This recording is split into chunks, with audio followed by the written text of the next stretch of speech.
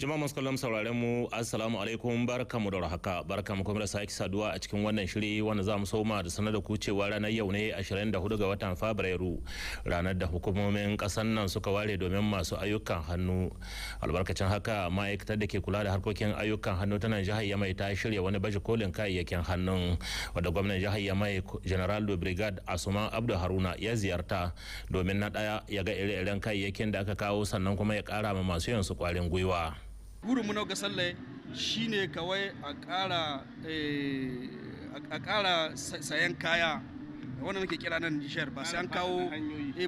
wasu kaya ƙasar waje ba, kenan wanda ke kirkira nan da hannu Niger ya kamata a ce mutane suna sayan su, to mutane suka saye